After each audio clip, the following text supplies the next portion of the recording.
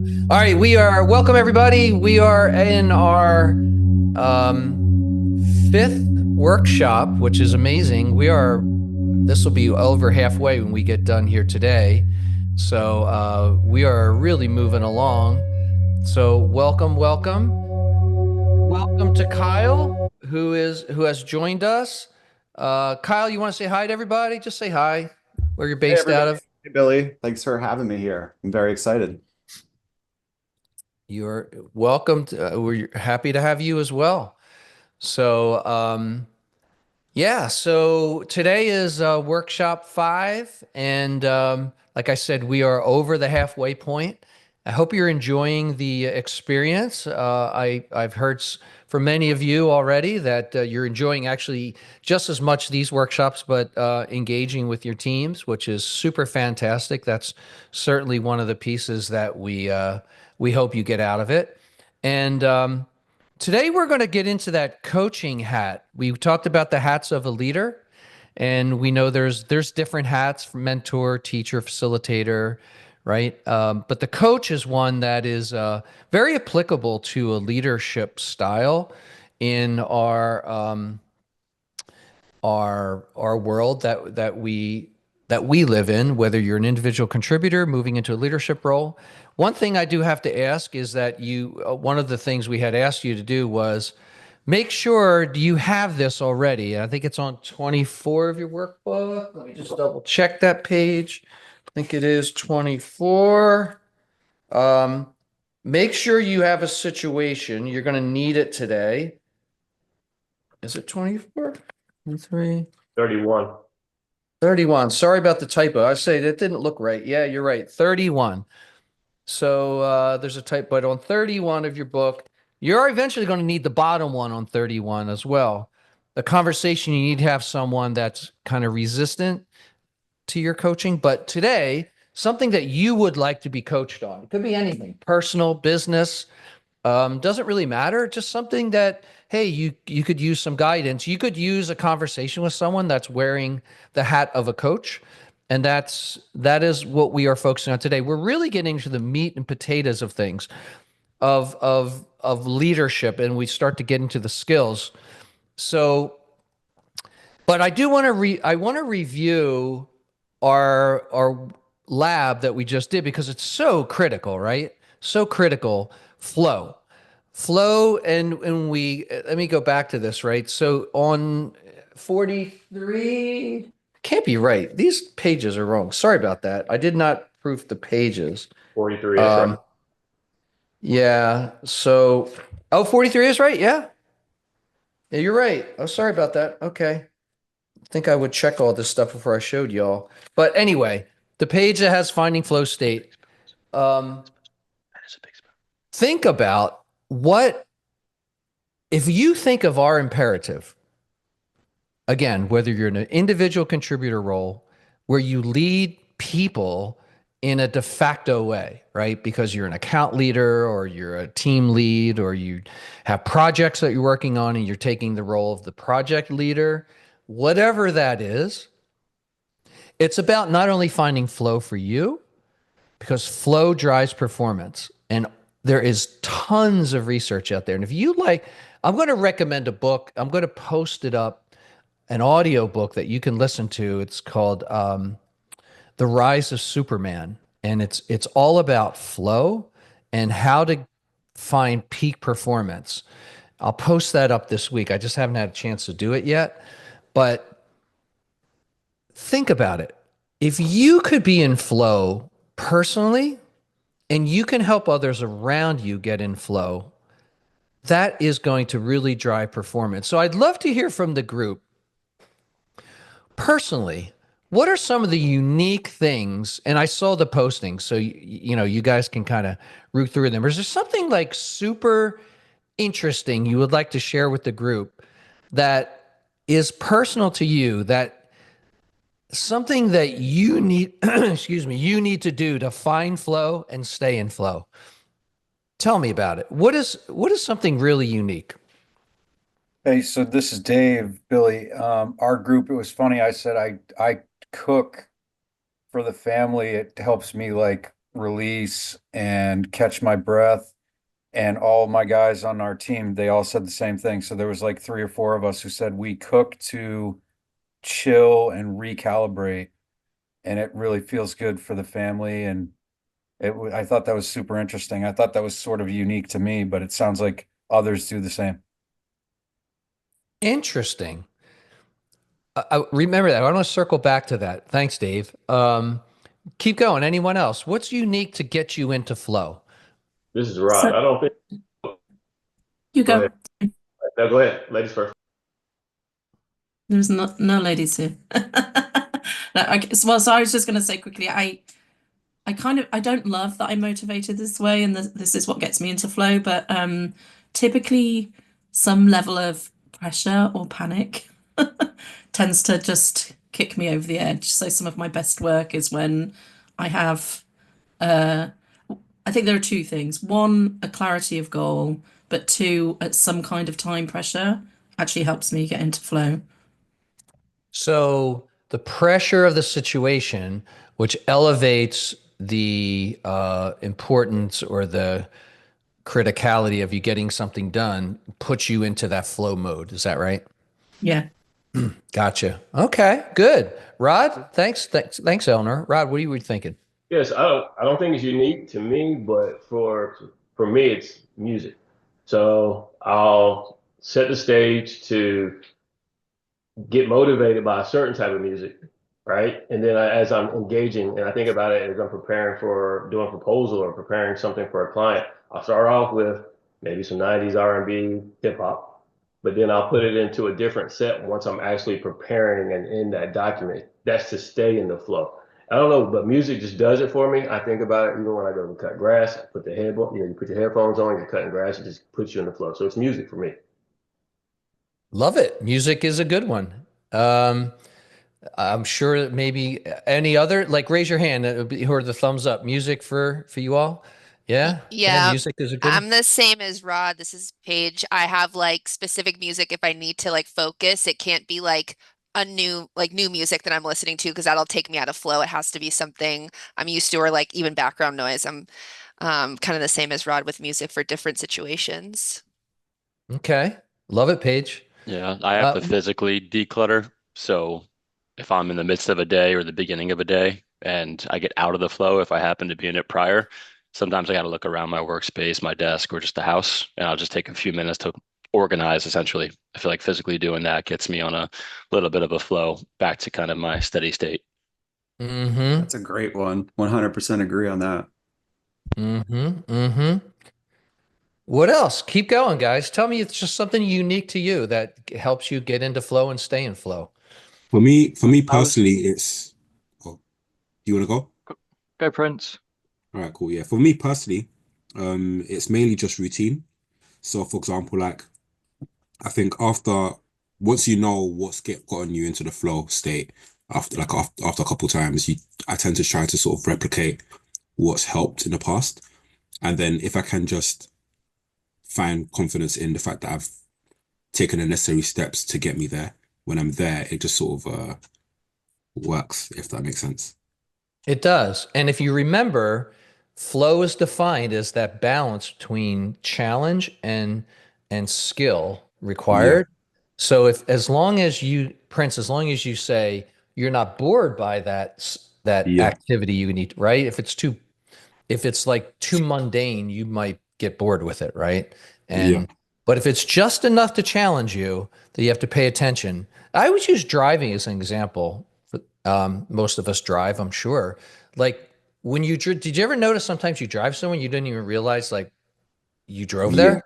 Like, because yeah, driving is not a low level skill. It's fairly technical, but because we're so proficient at it, and there's just enough stress in driving that we can't bump into things, we need to stop at stoplight, all that kind of stuff, right?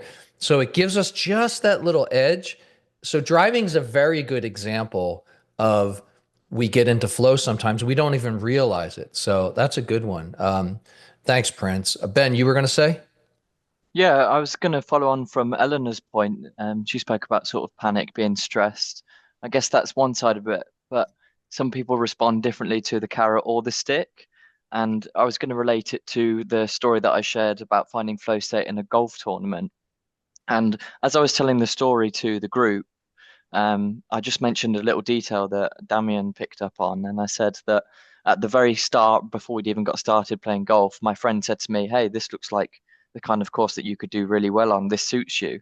And I thought, oh, maybe those little words of encouragement enabled it. So I guess it's about the people around you as well. Environment. Yep. Yeah. Mm-hmm. I'm jealous. You're shooting so well. I need to. It's a one-off, don't worry. Well, you're right, right? So when we think about environment, and maybe that's the cue to take us into our next thing, which is what are things that knock you out of flow?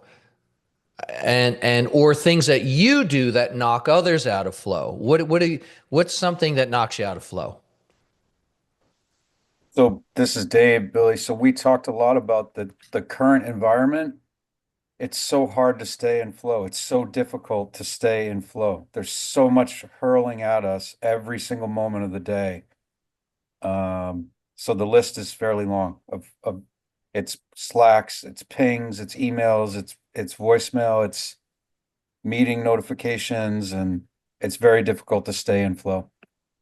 Mm-hmm. That So default Dave, Slack notification, that's the one that gets me out of flow. The It knock does. knock brush sound. Yeah. I muted that a long time ago, Kyle. Exactly, exactly.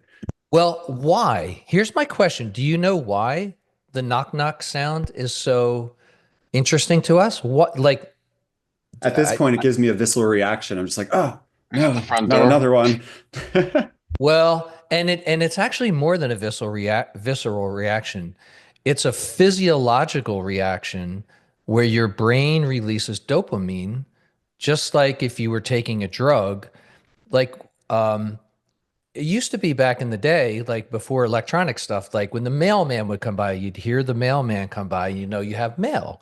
You would go out there. So back when I was a kid, like we didn't have electronic stuff, but when the mail, you could hear the mail truck go by and like you would get a dopamine rush because, hey, you know, my whatever would a mail piece would be there waiting for you. We get it now with Amazon. We get it now with the knock knock on our phone, but it literally is a chemical reaction that our body knocks us out of flow because we feel like we need to get that thing. And so what do you do to minimize that? Someone said they turned it off. Has anyone else turned off their interrupters? Very selective. So there's ones that, I know there's certain channels I need to follow and it's at mention. So I've looked at the Slack channels and I've actually set the notifications for ones that I need to know from, and the other ones I've limited. Mm-hmm. Yeah, that's a good idea. I don't have any sound on my notifications that drive me bananas. And I also try and block out, I'm trying to be better about blocking out periods of time to do certain tasks as well, rather than, just responding and joining every meeting. That helps.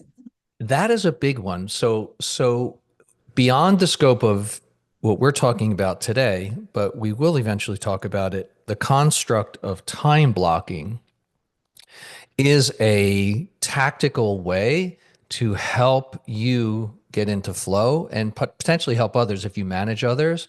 So the construct of, I call it time bending, because there's only so much time, but literally researchers say in the day when you have a lot of things to do, you have objectives or tasks, like you have a to-do list of things to do, should always do your hardest one first, is what researchers say. That's what, and you should block out literally your interrupters, whatever your interrupters are, so that's that physical environment around you. If you can minimize anything that knocks you personally out of flow and tackle your hardest tasks first, and that's so if you can get into flow when you tackle that task. And then, in fact, on page, if you saw, let me find it here, on page 42, notice step 4 on that page, the steps of flow, right? And Eleanor, you hit on it, right? There's a struggle part. There's some type of challenge, right? You're challenged with something. And then there's this release. And then you're kind of in this flow mode. Like you don't even realize it. But the key one at the end, and I think you guys were all talking about it, Rod, you were talking about it a little bit as well. It's recovery. If we have to get into flow for an entire day, there has to be periods of recovery. I get so annoyed, honestly. Why do we start this meeting at 5 after? I kind of get annoyed because meetings run back to back to back to back to back. Like humans can't process that. Like you can't be in meetings 3 and 4 hours back to back to back. And it's 1 minute after. And then you hear the knock knock and someone's like, are you showing up? Are you coming? I'm still in the other meeting. Has that happened to y'all? Right? Yeah.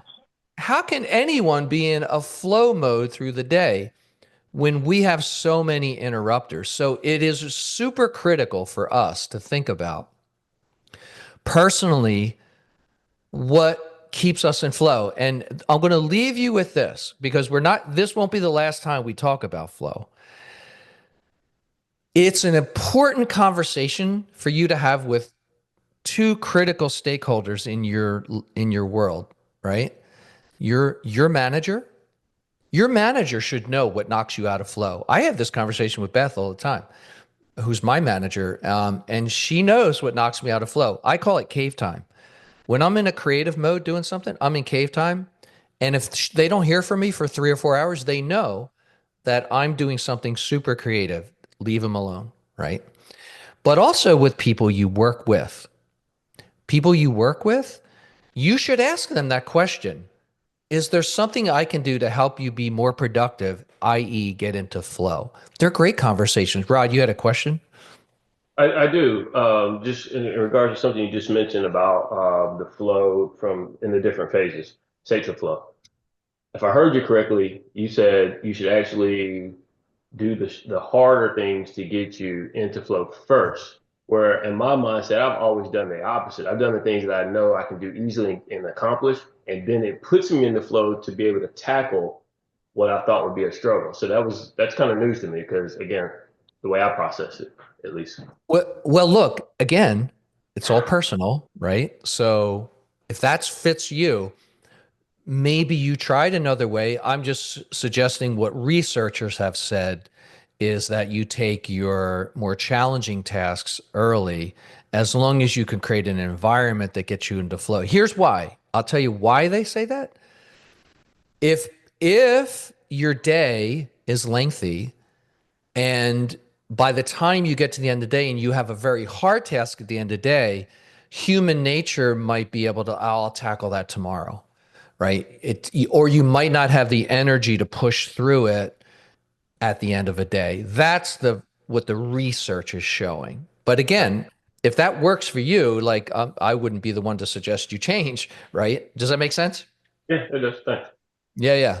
Gary, you had a question? Yeah. Yeah, and just kind of going off of that, I'm really good at spreading myself really thin. I try to do as much as I possibly can, and I've been a big fan of the agenda book since middle school, and it's the one thing that I probably held on to most growing up, and I use it now in my day to day. But epiphany I had this year was I have like a day calendar on my agenda book, but what I'm trying to implement is an hourly agenda book where, hey, so for this hour I'm doing this, and then I have that break, so I kind of premeditate my flow states. Like, okay, for this hour, I know my focus has to be here. And then, okay, you get a minute, however long of a break, but kind of break down the hourly day a little bit more so you have a little bit more structure. But I also know when I need to get serious and when I can kind of release and take a step back. So going off of what Rod was saying, and what you were saying, the timing of the imperative task kind of helps out being able to plan it out hourly a little bit.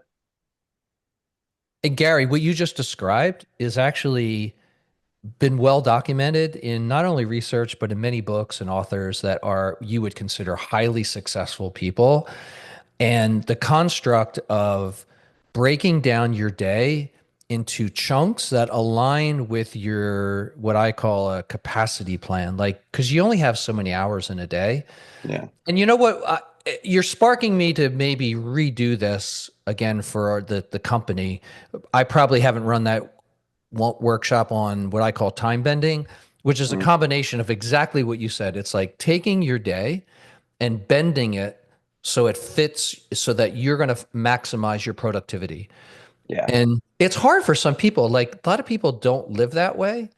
What you just described, like that might be super foreign to some people on this call, but others might do that.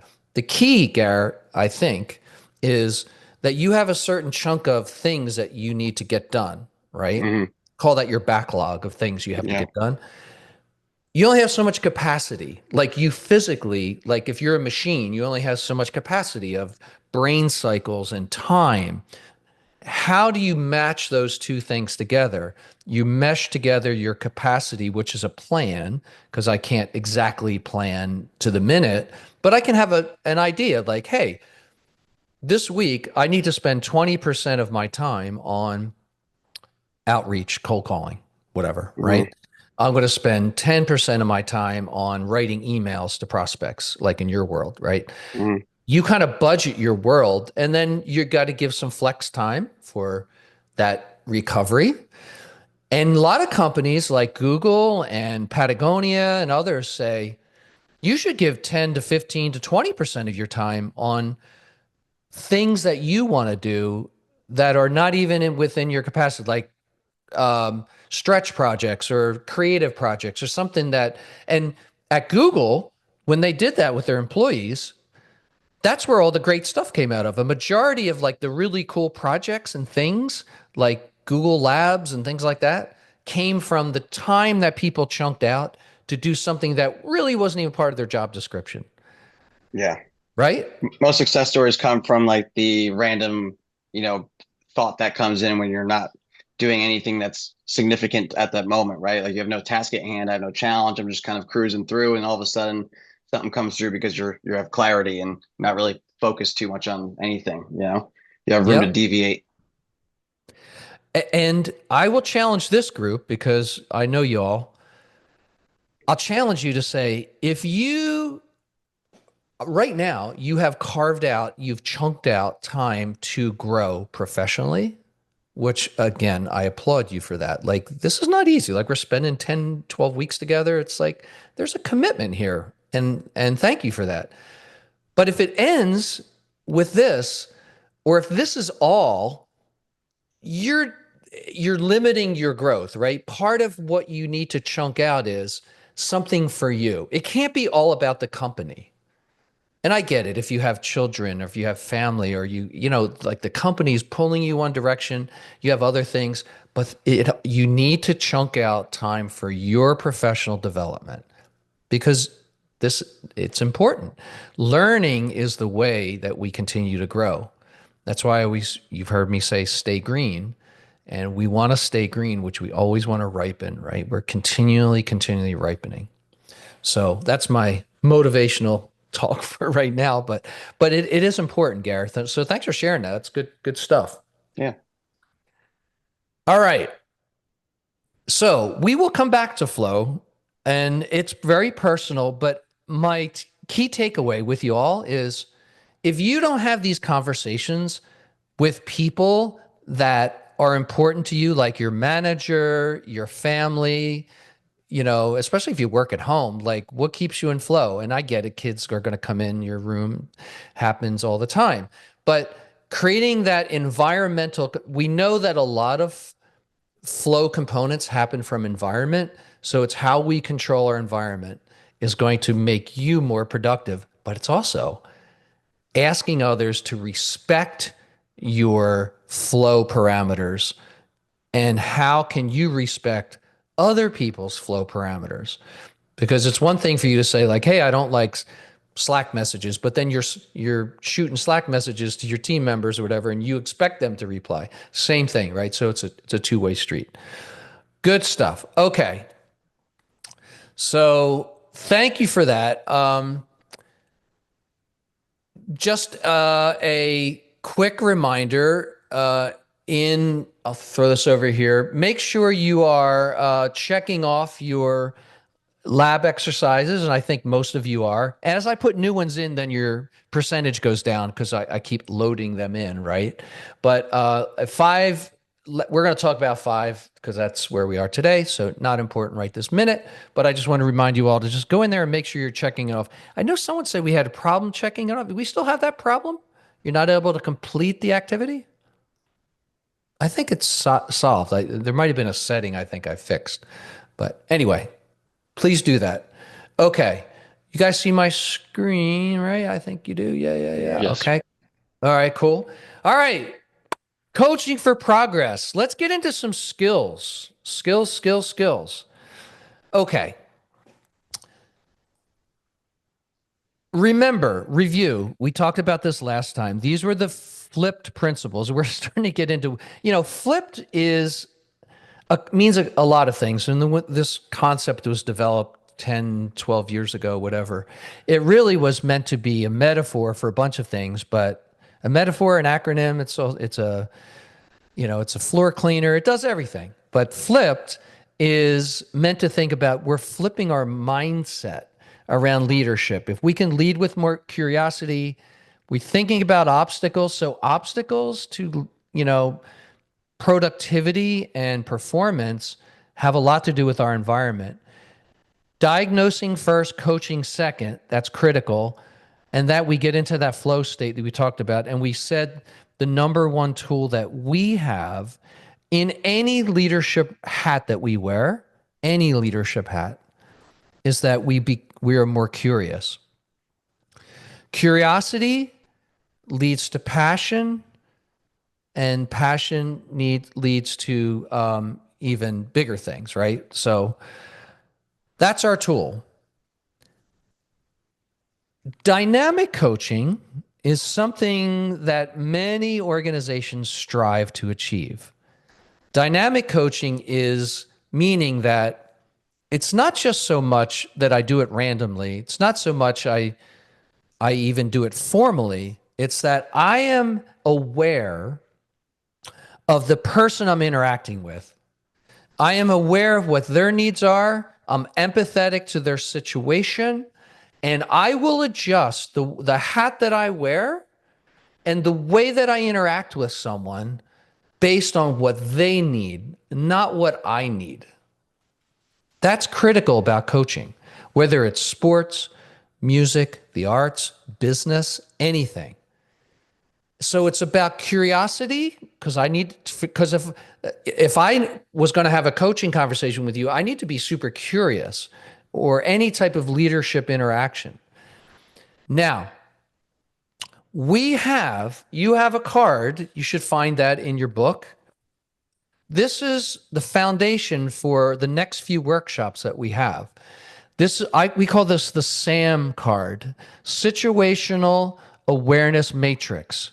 Basically, SAM is meaning when we're wearing our leadership hats, especially the coaching role, that there's common situations that most of any time I'm going to have a conversation with someone would fall into. And this could be children, this could be your spouse, this could be colleagues, anyone, right?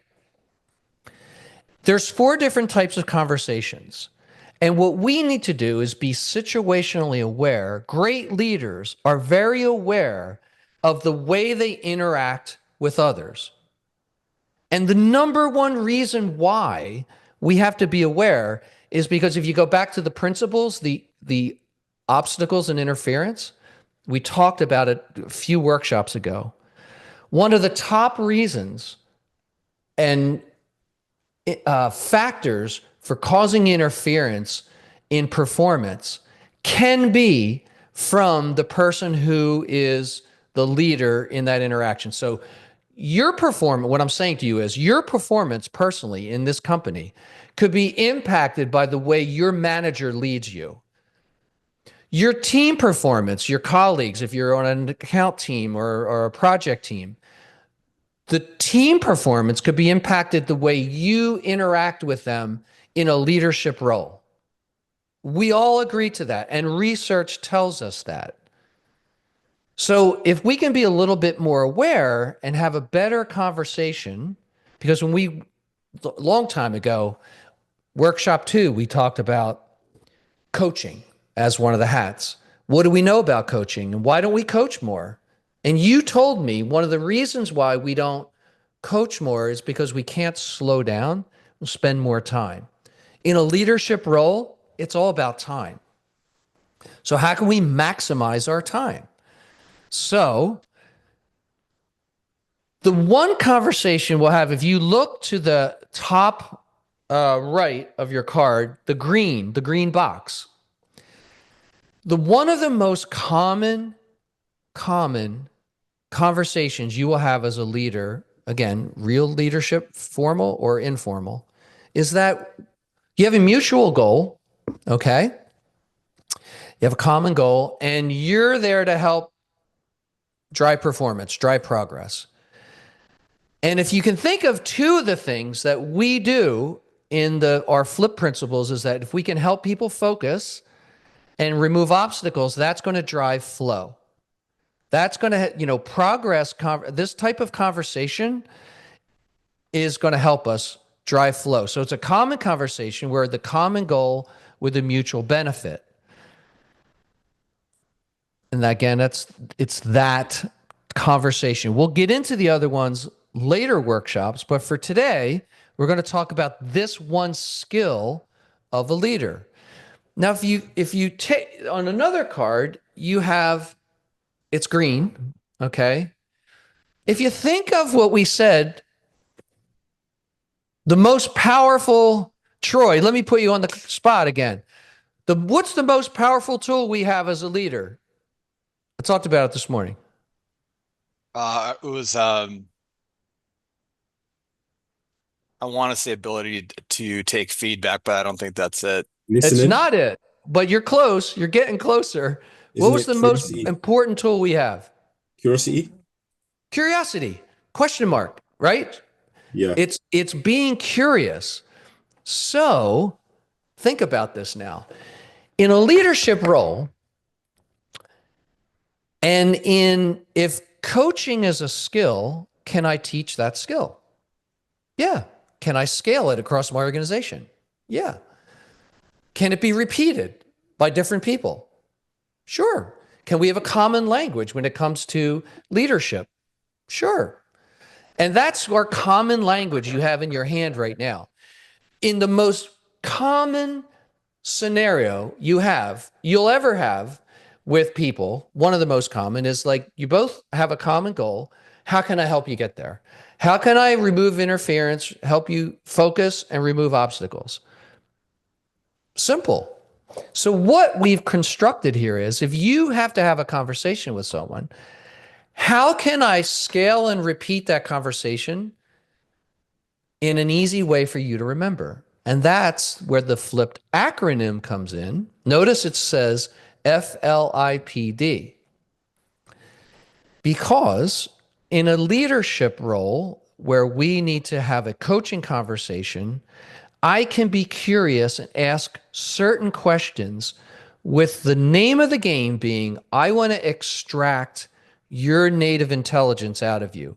I want to walk you down a path and get you to, because I don't want to tell you what to do. We talked about that a few weeks ago. Too much telling, too much outside in. If I inject my knowledge too much, people don't like that. That's not a way to lead.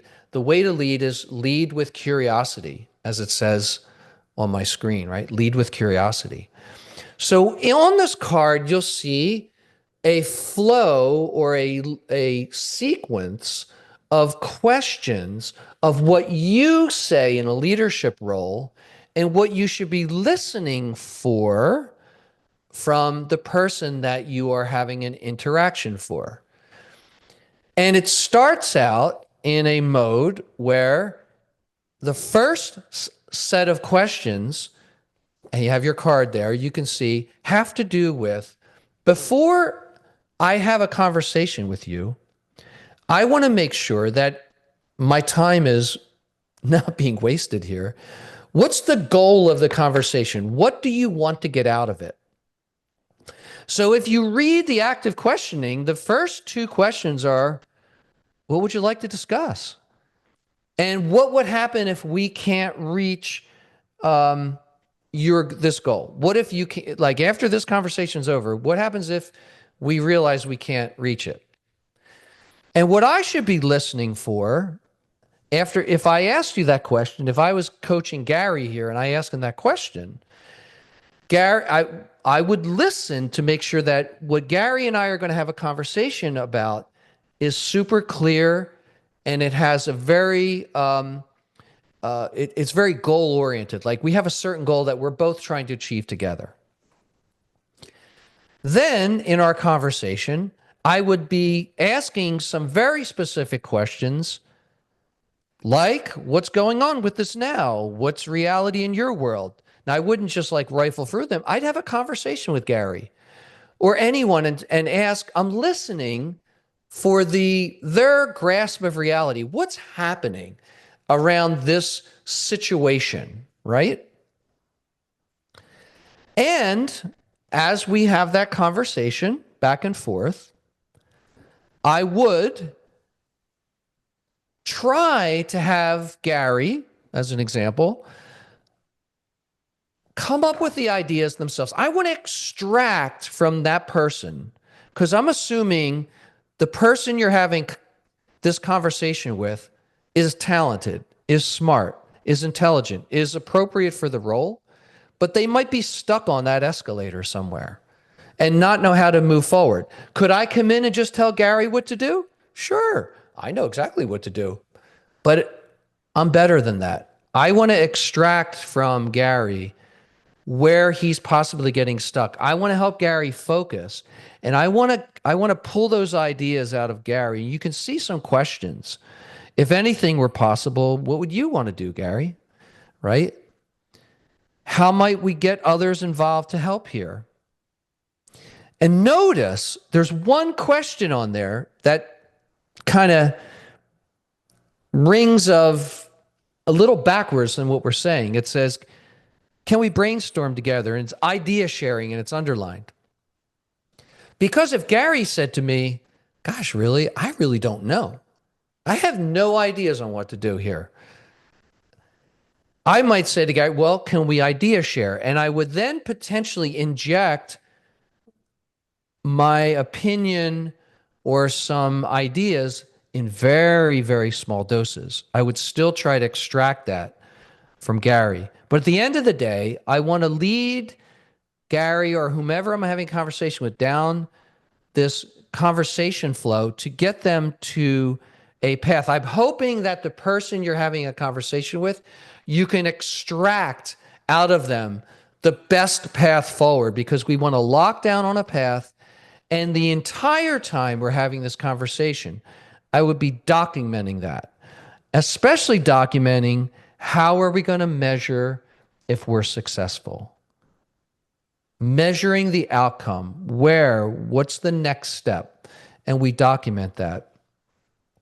So that is kind of I'm trying to, through a curious line of questioning, that I have a framework now that I can take out and scale and repeat across an entire company, like Medidata 3DS, that this framework has been literally taught to virtually every leader in our company. It gives you a flow to have conversations with others that you need to help them focus and help remove obstacles and help coach them and guide them and teach them and mentor them to get to a level of high performance. Now, I will say there's one other thing here. If you notice in the middle, the card, it says, what else? There's a green box, says, what else? I call it the wee question, right? What else? What else? Because it would sound pretty stupid, I think, if you just read a bunch of questions and moved on to the next question and then moved on to the next question. If you were coaching someone and just like asked them a bunch of questions, it would seem like very sterile. But if you were curious, like, what else? Anything else? What else? Tell me more. Like being like next level curious, like keep digging. It's like squeezing a sponge. Squeeze a sponge. If you're having a conversation with someone, be curious enough to just keep asking questions, like keep asking until they say like, that's it. I don't know anymore, right? I have no other thoughts on this, right? You squeeze the sponge till it's literally, they've given you everything they possibly can. So this framework is used when you have to have a conversation with someone that is open to that conversation, is willing to be coached or mentored or, led by you. And if you both have a common goal, like their goal is not going to conflict with yours, like, hey, can you coach me on how to burn down your house? Like, no, we're not going to do that. But if you are mutual goal, then this is a framework that you can use. You focus, get them to focus, you listen, you ideate together, you lock down on a path, and you document it. That 5-step process. For now, we'll use these questions as our guidance because you have already in your mind and written down on that page, whatever it was. I'm going to put you into breakout groups right now. We're going to have a coaching conversation for about 20 minutes and then come back. I'm going to put you into groups of 2, private groups of 2. And in that group, one person is going to be the coach, okay? And one person is going to receive coaching, and we'll call them the coachee, right? They're going to receive coaching. So the person receiving coaching has this topic that they'd like to be coached on. You'll obviously have to share it with the person that's going to do the coaching, okay?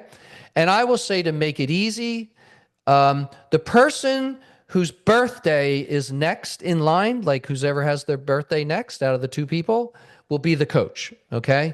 Let's not make that a career decision. So one person, because we're going to flip roles later, not today, but you'll get an opportunity to be coached the next time, okay? So after a quick introduction, the coach, the person who is doing the coaching or have the birthday next, you'll have your card because you're going to answer your questions. And you'll also have on page 47 in your book, you will see there's a little place where you can scratch notes. So just have a pen ready or pencil or whatever and scratch notes as you're walking through this process, as if you're going to give them back to them after, because we will. I'm going to ask you to take a snapshot of it, but take notes. So that's the person coaching. You'll have your card and you're going to take notes. The other person, you need nothing other than you have a scenario that you've already thought about that you'd like to be coached on. So don't switch roles. We're only going to spend about 20 minutes or so, and then we're going to come back and debrief and get ready for our lab. And that's going to be our activity for today. My suggestion, if you are coaching with the card, just read the questions and ask what else. Just follow the framework. You don't have to ad lib. I actually do not suggest you go off script here. Follow the framework for this first time. It's like training wheels you're learning to ride a new bike. Just use the training wheels for now. And I would say out of the 20 minutes, a third of the time should be, you want to get through that listen part fairly quickly. Don't get stuck in too much of the current situation. You want to get to the ideation phase. And my curiosity will be, can you get through this in 20 or so minutes? And I'll give you like a 2-minute or 1-minute warning or whatever. So are the instructions clear on what we're going to do, right? We're not going to switch roles.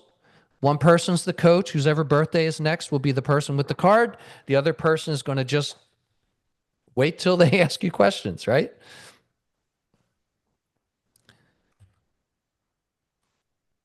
All right. I got 24 people in this, so it's perfect. Or is that counting me? So I might be in a room with one of y'all. So be ready for that. If you're in a room by yourself, I'll be in there shortly. So I'm going to assign, I hope I can do I need 12 rooms. So I can. I'm going to create the rooms. All right. So they have been created. I'm going to open them in a second. And you'll be with someone again, whose ever birthday is next. You will be the coach. The other person will be coach. And if you, let's see, somebody is going to be Jim. You're going to be by yourself. I'll be in there in a minute. Okay. Sounds good. All right. So, all right. And we're going to do, like I said, 20 minutes. We'll go about till roughly quarter after, and then we'll come back and finish out. Okay, guys? So off you go. And I'll see you back in, well, when I close the rooms. All right. Good luck. Let's debrief this a little bit here. Quick little debrief in the little time I have with you, and I want to tee you up for your next lab activity. So interesting, right? How did that first conversation go? I'd like to hear from, if you could raise your hand, the virtual hand you have here, if you were one of the coaches. So I know who the coaches were, and I'll call you out. If you were a coach, raise your hand. You read the card, you did all the notes. That's a good idea. Can I tell? Oh, I see. All right, Jennifer, tell me a little bit about how did it go from a coaching perspective? I think it felt really natural, the conversation. Katie was my partner. It went it seemed like it flowed very well and was very just natural. She is a very strong communicator. So when I was getting her to kind of open up in the beginning and ask some kind of probing questions, she gave me a lot of feedback, which helped kind of guide the conversation. And then this was really helpful, this guide, just to kind of understand those questions, to get more and to peel back layers of the onion. And by the end of it, the problem at hand was a specific issue for a client. Client wants back-end data. We can't give it to them. But how can we come to another solution to solve an issue for this client? And so we talked about internally kind of how could we make our processes a little bit easier and better to provide better service to our clients. And so definitely learned a lot, and we came up with a pathway and kind of ideally how would things happen, and then a pathway forward, which would be it's all positive stuff, but monthly roundtable, more communication, more transparency with leadership and accountability, communicating these issues with them, and be more customer focused, especially in this competitive environment. So you got through the conversations. That's a good thing, right? Yeah. That was good. And it stayed positive. Yes, it was all positive. And we came out, I think at the end of it, Katie, you can chime in, but I think it was almost therapeutic. It kind of, she felt heard and I learned a lot. And so I think that it felt good. Love it. Love it. Love it. It was Thanks. awesome. Jennifer was a great coach. That's awesome to hear. Love it. Max, from your perspective, what went well with the conversation? Yeah, it went well. I was with Paul, who was part of my team. The questions were engaging and kind of getting him to think, and he was also very open about it. He had to drop for another call, but we were able to outline pretty well and set those achievable goals for him. Perfect. Love it. And you got through the whole process, correct? We did, yeah. Good. Didn't get stuck anywhere? No, we didn't, but we liked how kind of the second part, the what else, made us go back and kind of reiterate and dig further down. Perfect. Thank you. Matt, your perspective. Did you get through the whole process? We did. Yeah? Yeah, sorry, we did. I had a pleasure of speaking with Eleanor. I was the coach. She was my student. And what I found, a couple things, there's obviously FLIPD, but we sort of flowed in between some of the things as a conversation naturally moved in particular directions. But we got really clear on what she wanted to do and what her objective was. And then what I really liked is as we started talking through it, she started coming up with ideas on her own. Like, here's what I should do. Here's how I could be thinking about this. So it was almost, she was naturally sort of coaching herself in a way. And we came up with the ideas and realized that from with regards to what we can do to get her to where she needs to go, there's obvious metrics that we can measure, but there's things that are maybe outside of the box that we can look at too to help her get to her ultimate objective. I love it. Eleanor, did it feel natural to you? Yeah, definitely. I think the questions are really good and they definitely make the coachee think for themselves and kind of start to question. I think as those questions are posed and you start thinking of the answers, yeah, it flows really naturally as a conversation. Good. Enjoyed Great. it. Good, good, good. Jim, you had the pleasure of coaching me. So what did you think of the process? Yeah, I thought it was a very good process. I agree. I thought it flowed very well. It really felt we with the questions we covered everything that we needed to cover. I feel like we really unearthed a lot of good things, including opportunities. And yeah, I thought it was an excellent structure and got us really where we needed to go. And Jim, what I'd like to here's a question for you. Did you feel like you were an expert on the subject you were coaching me? No, that's a great comment. I was not. I feel like the structure could apply to any topic, and that topic in particular. We were talking about swimming, which is not my forte, but no, I thought it allowed us to navigate it without being an expert on it, which I thought was a really, really good piece. Yeah, yeah. General comments from anyone, coach or coachee. What did you like? What went well? Or is there an area you kind of, more importantly, did you get stuck in?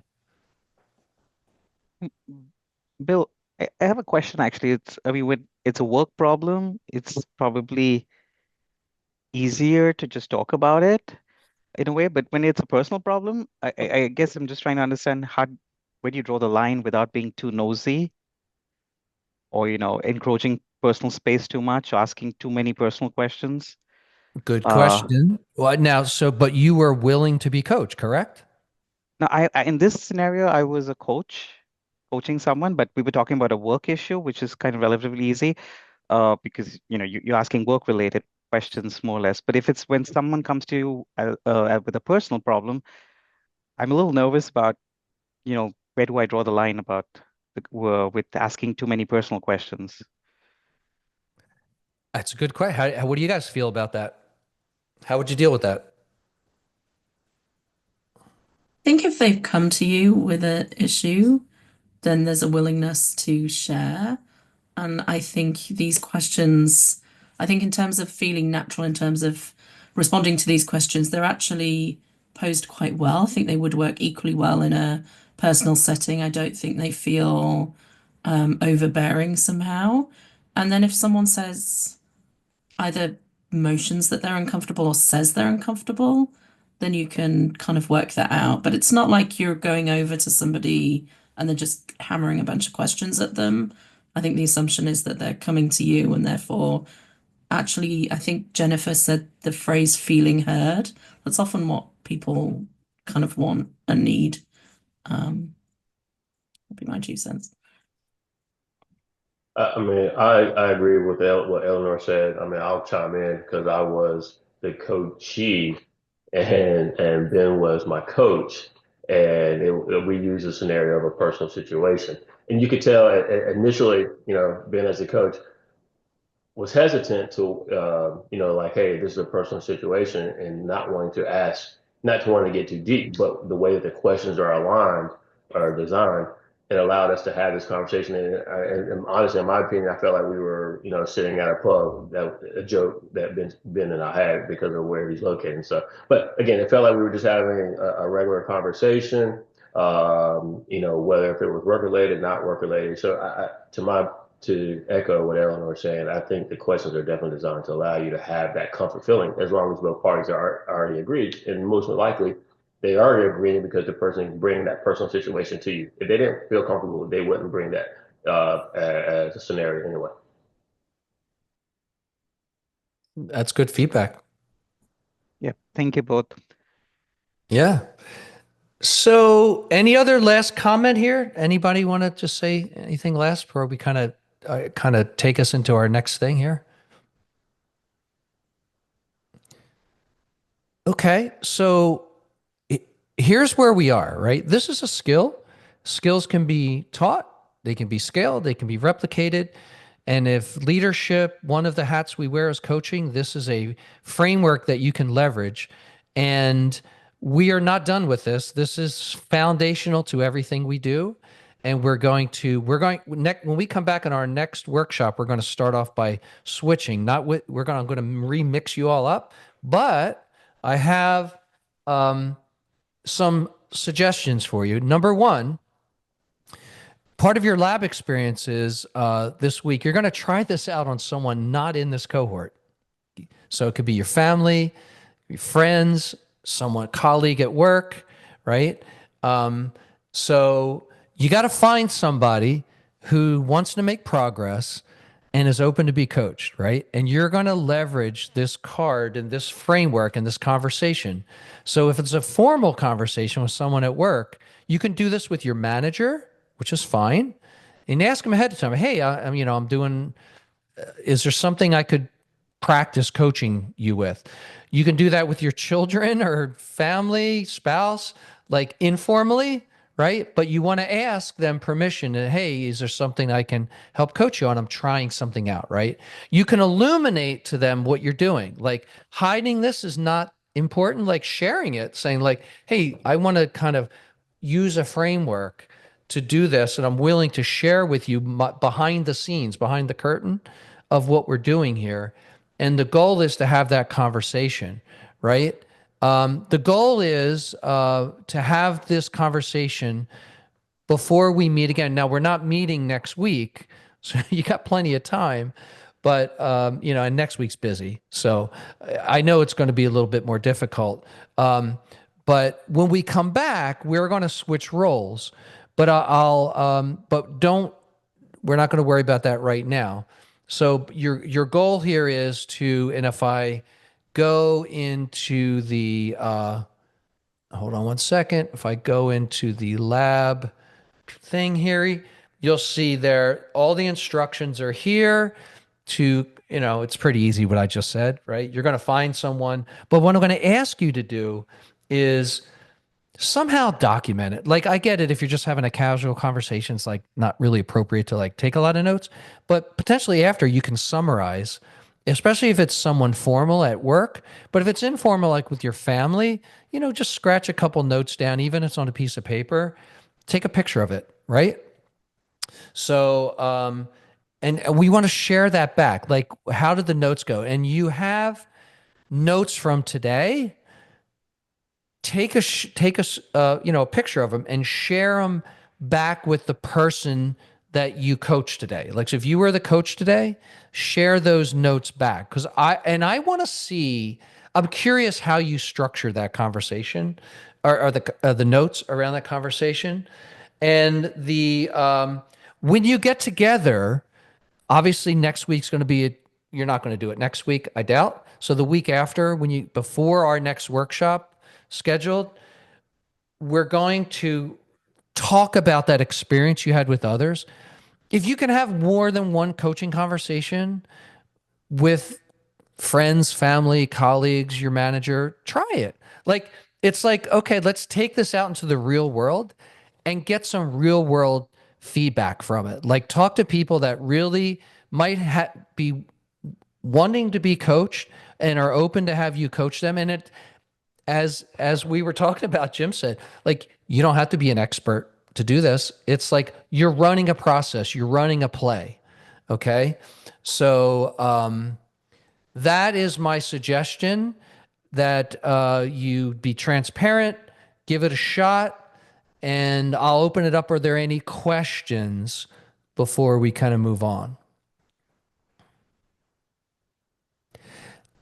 The last piece of advice I have, and I told this to Jim in our breakout, read the questions and be curious and ask what else. Try not to skip too much, because it's a process we have to learn. It's like riding a bike. You learn how to ride the right way, and then you can deviate from there later. My suggestion is just leverage the process for right now for fun. Like, we're experimenting, right? And you can always ask them after, hey, how did that go? What'd you think of that? And the game is to see if you can get to a point at the end. So I'll see you all at the kickoff. Not all, but many of you at the kickoff, at the Rise Luncheon. Make sure that's on your thing. And if you're not going to be at kickoff, I'll have some stuff. Next time I see you, I'll give you. Get your Rise button. Wear your Rise button on your lanyard, right? Wear that. And I have some special gifts for those that can also make the lunch. If you're not going to be there, don't feel bad. I'll get you that stuff when I see you next. And that's great. Hopefully you guys have a great weekend. And hey, I got to switch my background one more time. There you go. Go Birds. Woohoo. Thanks, Billy. Bye, everyone. And have a good one. Thank you. All right, we'll see you all. Thank you. Thanks. Take Lee. care. Thanks. Take Bye, care. all. Take care.